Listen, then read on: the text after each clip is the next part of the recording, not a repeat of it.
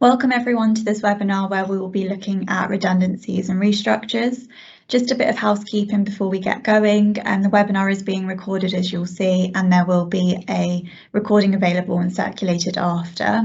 Please ensure you're muted throughout the presentation, but there will be a Q&A at the end where you can either unmute yourself and ask your questions, you can put it in the chat box, or if your question is confidential, do feel free to email Michael or I at the end and we'll come back to you.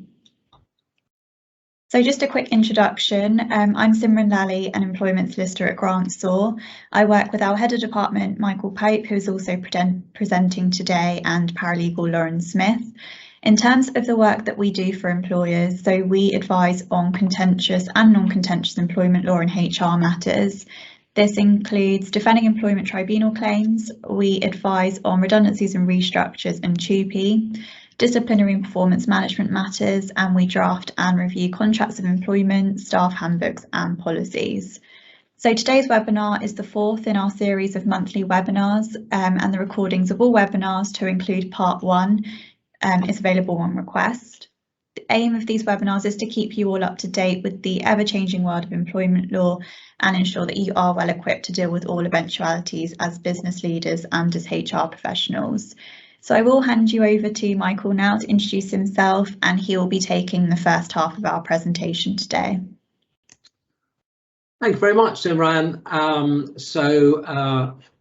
Thank you. I will just get myself sorted out. So just as an overview, I'm going to be talking about what a redundancy situation is, how you create redundancy pools and selection criteria, and Simran's going to look at the financial entitlement on redundancy and how to implement redundancies, avoiding the pitfalls.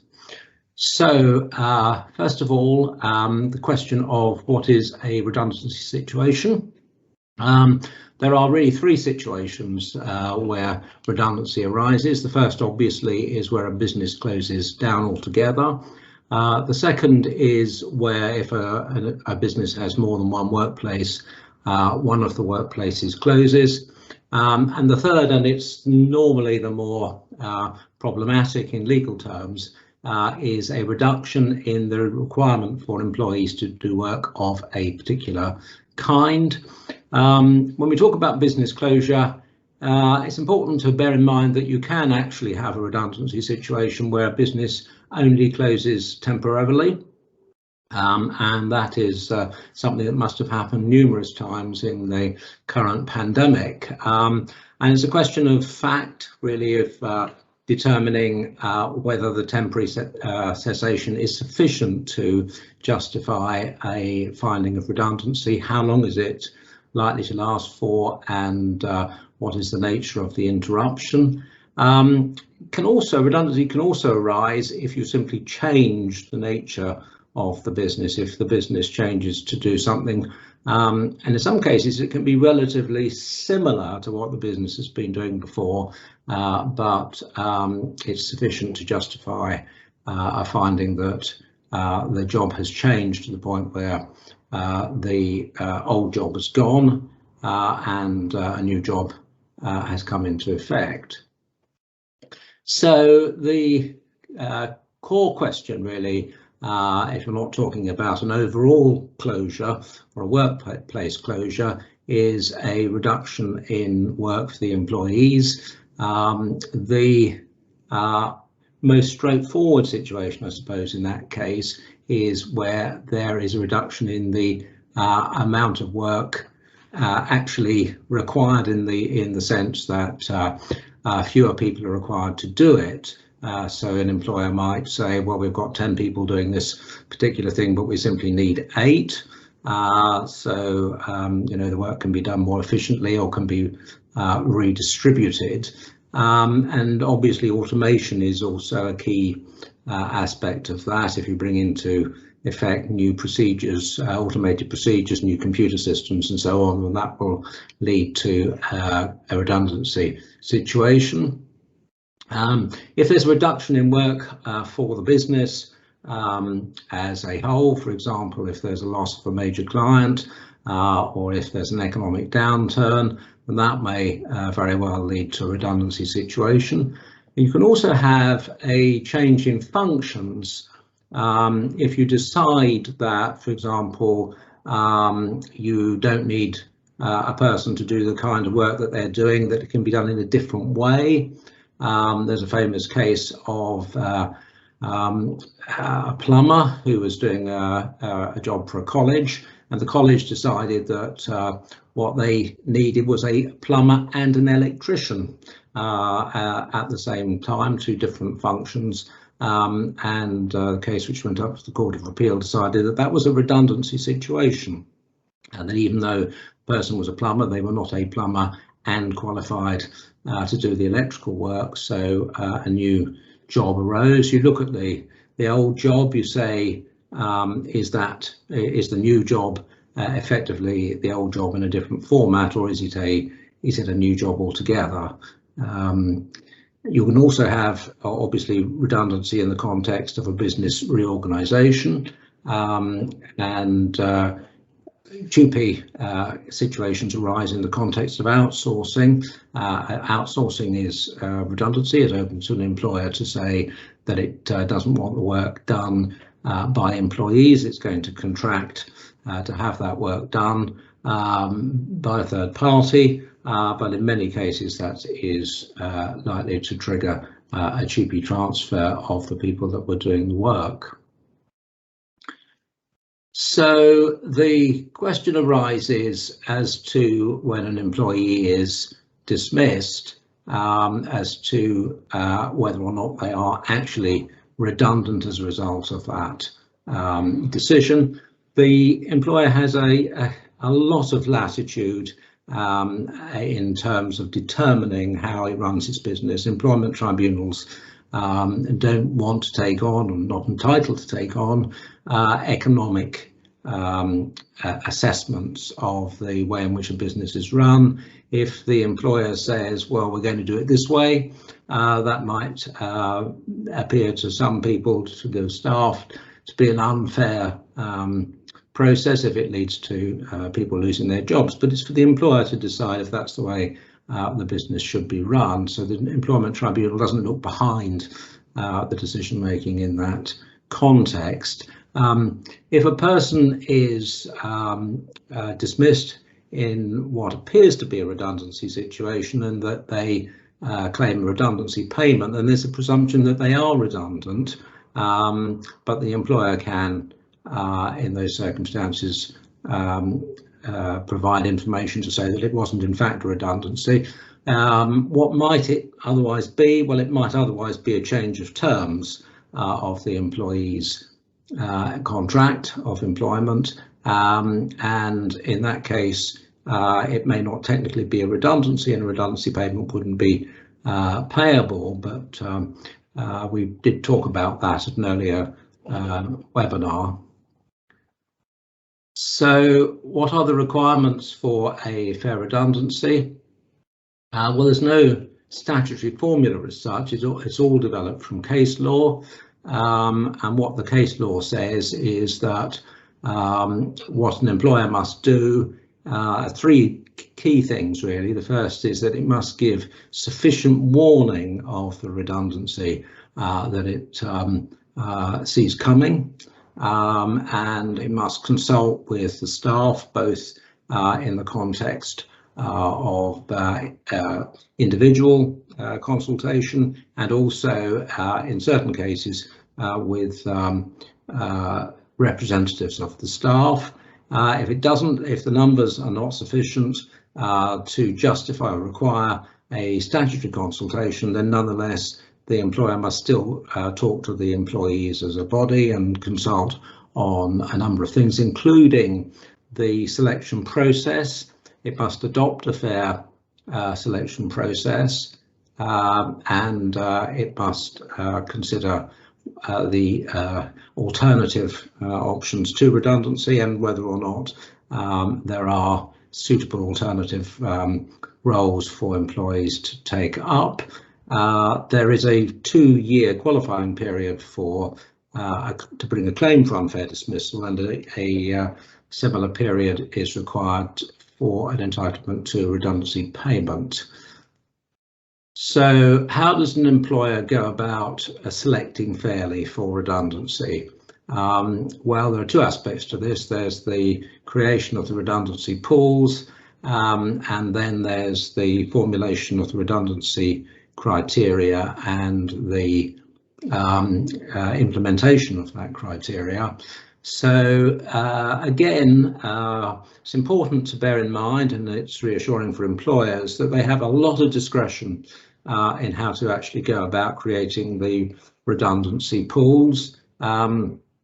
They are ordinarily created around roles that are similar, but exactly how the employer decides to structure it is something which, unless it's obviously unfair, can't be justified, the Employment Tribunal will not interfere with. So that means your starting point is you've got your selection pool, and then you add in your criteria, and it's well known that the important thing about the criteria is that it must be as objective as possible. It must be something that a third party outside the business could stand back and look at and say, oh yes, I can see how they can understand from that criteria which employees they need in the business going forward, and you know, that's a reasonable way to go about it.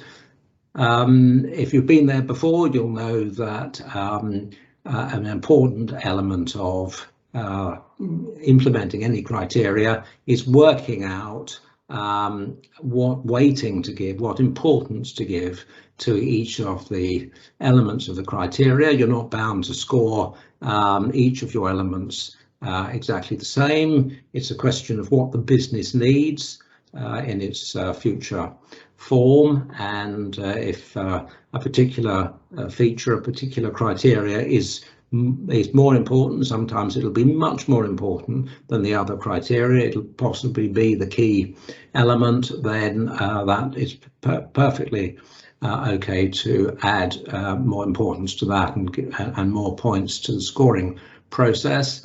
Performance measurement, obviously that can be a very effective way of going about it, and it's more measurable, or should be more measurable than other elements, and it's important to make sure that you've got the right records, the right evidence of performance measurement, performance against target, sales targets, and so on. One particularly useful criteria that I found is that employers like is to identify any transferable skills that an employee may have, so that if they've got the ability to do more than one thing or to do different aspects of the same thing, then it can be valuable to retain them. Attendance, obviously you need to be very careful with attendance, and it's important to remove attendance absence as a result of maternity, pregnancy or disability. The length of service you'll probably know, quite a hot potato for some time after age discrimination came into law, and it is important to avoid what used to happen, which was that LIFO, last in first out, was used as, in some cases, sole criteria. That's no longer lawful, but you can include length of service up to a point if it's a small element of the criteria. It might in fact be, you know, ultimately important if there's very close measurement of scores in particular cases. It might be a tiebreaker. That's lawful, but it certainly shouldn't form a significant part of the overall scoring process. You can include the disciplinary record, and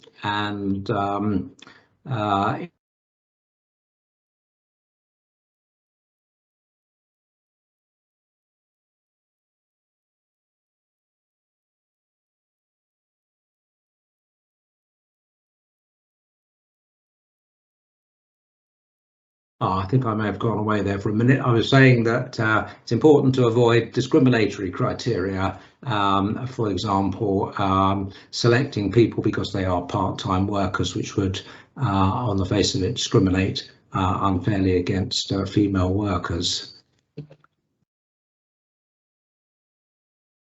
So I've just come on to the last slide in my presentation, which is the way in which the scores are then examined.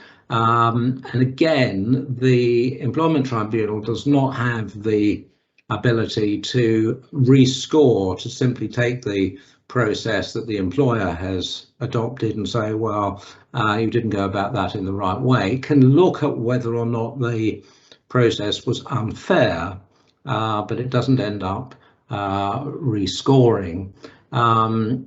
What does happen is that the employee obviously has the right to know how they were scored, but in practical terms, the difficulty that the employee faces is that they're not entitled in most cases to see the scores of other employees. So it does make it very difficult for them to challenge the scoring process.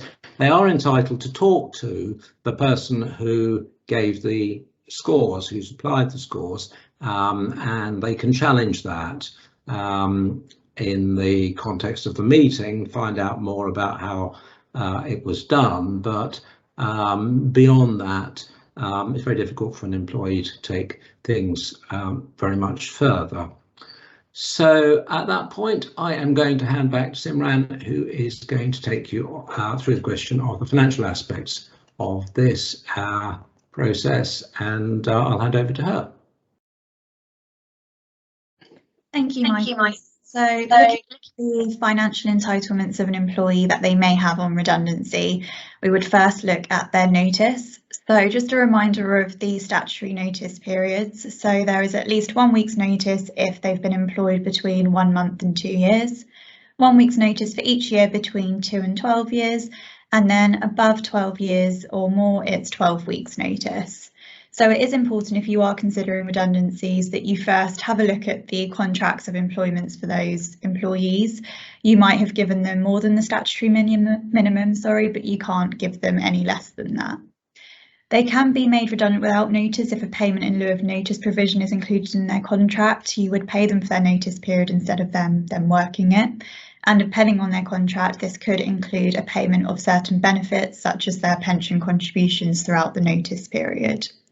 They are also entitled to their accrued but unused annual leave up to the termination date, that is, though you may want to ask them to take their annual leave during their notice if that's appropriate, just because there has been a lot of carryover.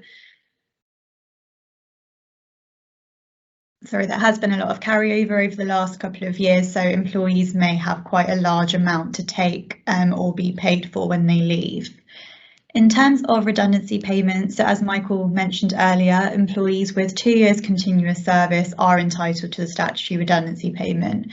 This is based on a multiplier of half a week's pay for each year of employment up to the age of 22, 1 week's pay for each year between the ages of 22 and 40, and then 1.5 weeks pay for each year over the age of 41.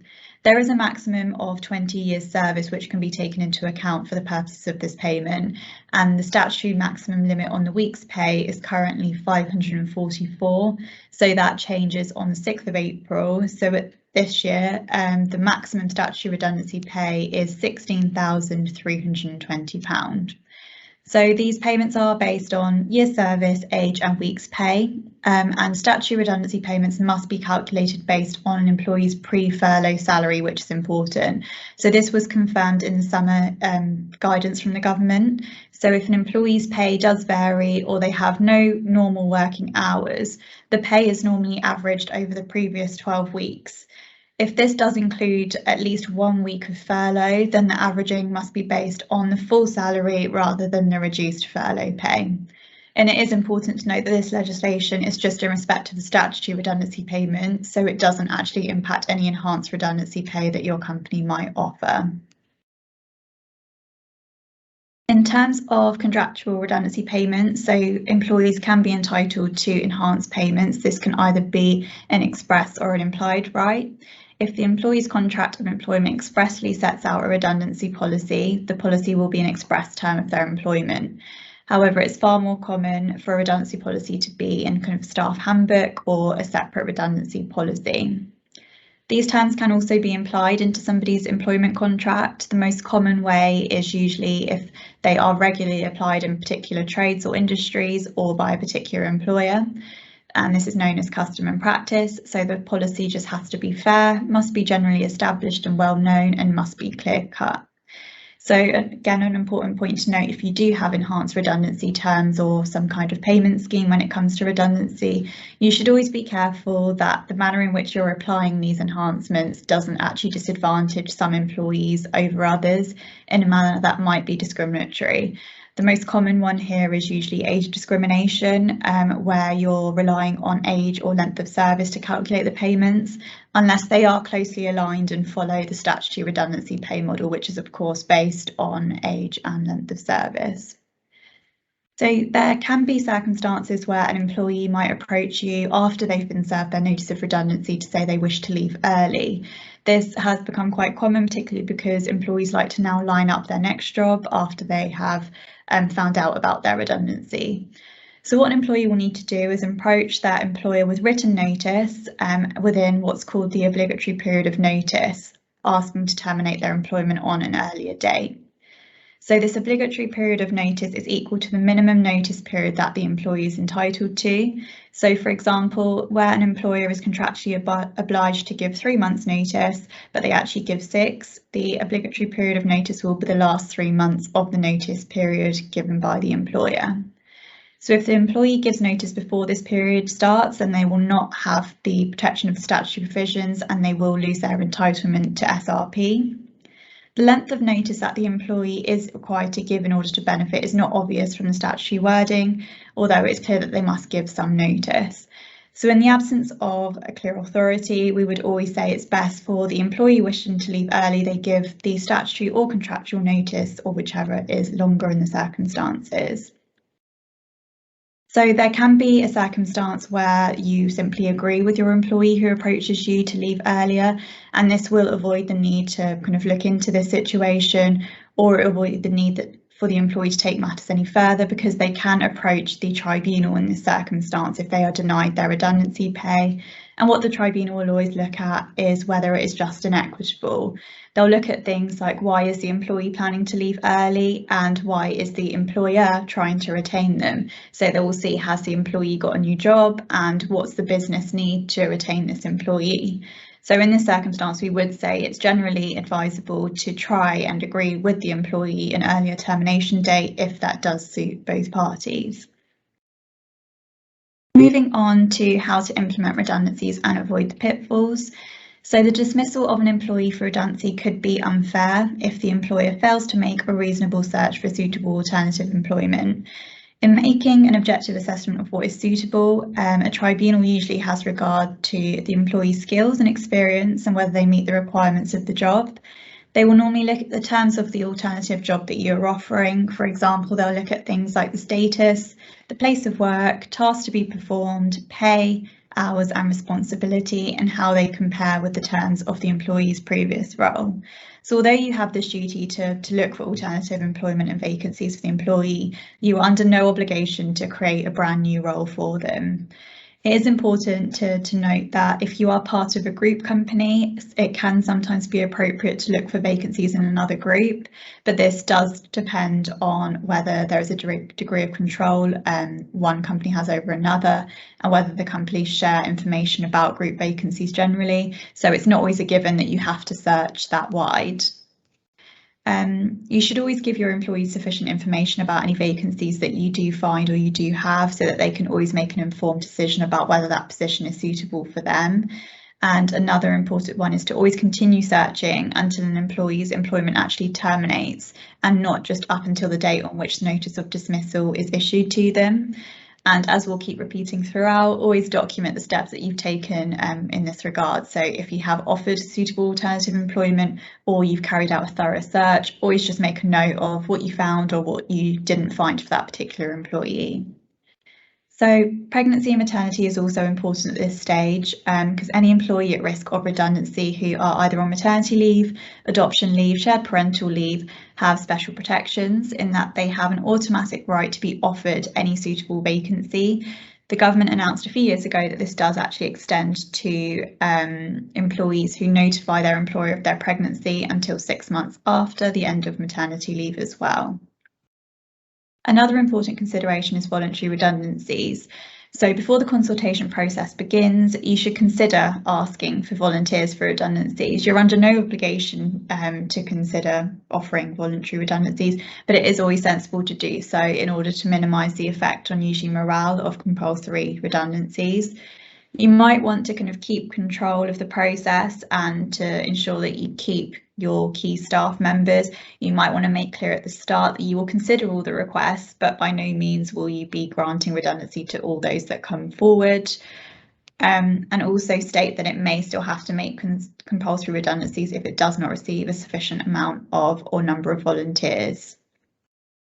Outplacement is always another important consideration, and the provision of outplacement can be offered by employers to employees, and it will often be inexpensive for an employer. Its value to employees will often also depend on what stage in their career they're at, because some individuals are made redundant and they are quite well established, have a great network and can easily go into a new role, whereas others might not have the confidence or might not have the skills and experience to walk straight into something else. And this is when outplacement counselling can be invaluable. It can be tax-free, subject to certain conditions, so it's always important that you look into this to see if you can make use of that. In terms of time off for employees, so once they are notified of their redundancy, an employee who's given notice can have a right to take a reasonable amount of time off with pay during working hours to seek alternative employment, or at least to arrange training for future employment, provided they have 2 years continuous service at the termination date. So there is no definition of what amounts to reasonable here in terms of time off. However, the right to be paid is capped at 40% of a week's pay, which is equivalent for a full-time 5-day week, 2 days pay for an employee. And then in terms of planning the process, so first thing we would always say is you should prepare as much as possible in advance if you are able to do so. All of those involved in the process should be briefed. So the managers involved should familiarise themselves with their legal obligations. There may be certain managers who are expected to take quite a large role in redundancies. They might not be familiar with the process, they might not have done it before, so HR should really check in with them to see, do they know what they're doing, do they know their legal obligations, and do they need any training with regards to consultation processes or anything like that. You should always ensure that the relevant line manager is actually available to hold the meetings when you plan to hold them and to check that everybody's diaries are aligned. And managers should check with HR that the records are comprehensive enough for them to be able to input the data that they're required to input. So if they're responsible for scoring, they should be familiar with the process and how to document that. And they should also be drawing up a list of the proposed criteria that they're using, including the appropriate weightings, and keeping a good record of this. In terms of absent employees, so do remember to include employees who perhaps are on long-term sick leave or maternity leave, or to be honest, any other type of family leave in the consultation process. Even if they're not physically present at work, they should be kept informed of the position. They should receive the same information in writing as everybody else does, as well as being actively involved in the consultation process. There's now more chance of that happening than ever because you can always include people via Teams or by telephone, and you don't always have to call those employees into the office if it's not appropriate. And in terms of recording the process, as we have been repeating throughout, you should always keep a good record. You should allow enough time for the consultation process and ensure all employees are given the adequate notice, as we discussed earlier. So whilst there's no actual prescribed timescales with consultation processes, generally speaking, the shorter the consultation, the more likely it is that the quality could be called into question, but that's not always the case. If an employee is not consulted until late stage in the redundancy process, a tribunal could be particularly concerned about the adequacy of the consultation. If you have attended our previous webinars as well, you will have heard us say it again, but keep a record of the decisions that you're making, but also the process that you're following. The selection criteria should also be documented, as well as the scoring records, again, which we mentioned earlier. All these notes that you have, whether they're emails, try to avoid handwritten notes, but if you do have them, keep them all together and stored confidentially. We imagine these are all on a secure database. And whilst there's no rule of law that an employee's failure to offer a right of appeal in a redundancy renders the dismissal automatically unfair, failing to do so could affect the overall fairness. So again, generally speaking, if you're able to, you should offer the employees the right to appeal their redundancy. And then we move on to avoiding claims. So of course, to avoid a claim, you should be following a fair process, and Michael outlined that earlier today. But if you are perhaps carrying out maybe a small number of redundancies, you may be considering using the route of settlement agreements. This is where you can offer perhaps enhanced payment terms to an employee in return for an effective waiver of employment claims. Obviously, this is subject to both parties entering into a written settlement agreement and signing this.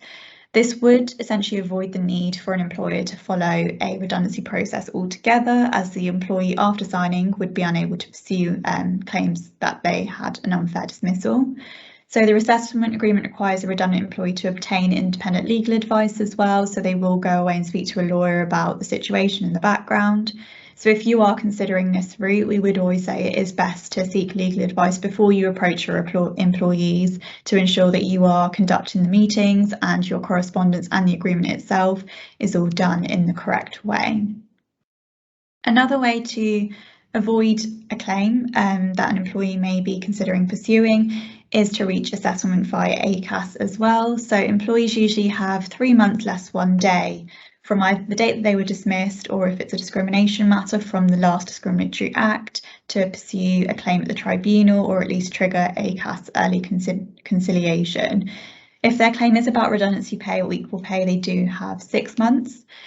So ACAS conciliator will attempt to contact both parties to attempt to settle the matter before it goes any further. So this is just another route to reach a settlement. So if you do agree a settlement with the ACAS conciliator and the other party, it can be recorded in a settlement form called a COT3. If a settlement unfortunately cannot be reached at this stage, the employee will be issued with an ACAS certificate, and this is the document and the number that they need to be able to submit their claim at the tribunal. And then I've just popped up on screen some of our important points and key takeaways from today's session. So as we've kept repeating, always allow adequate time and give the required notice to your employees. Include those employees who are absent, whether that's on long-term sick or, as we mentioned, on maternity leave. Always keep good records of your decision making, your emails and your meeting minutes, and keep them all together if you can. And ensure you pay your employees their correct entitlements. So usually when you're considering the process, this is something you should be checking at the outset, is how much is this going to cost and what is each employee entitled to. And then last but not least, be aware of discrimination. This can crop up at various different stages, so always just have that at the forefront of your mind that you're not treating employees differently.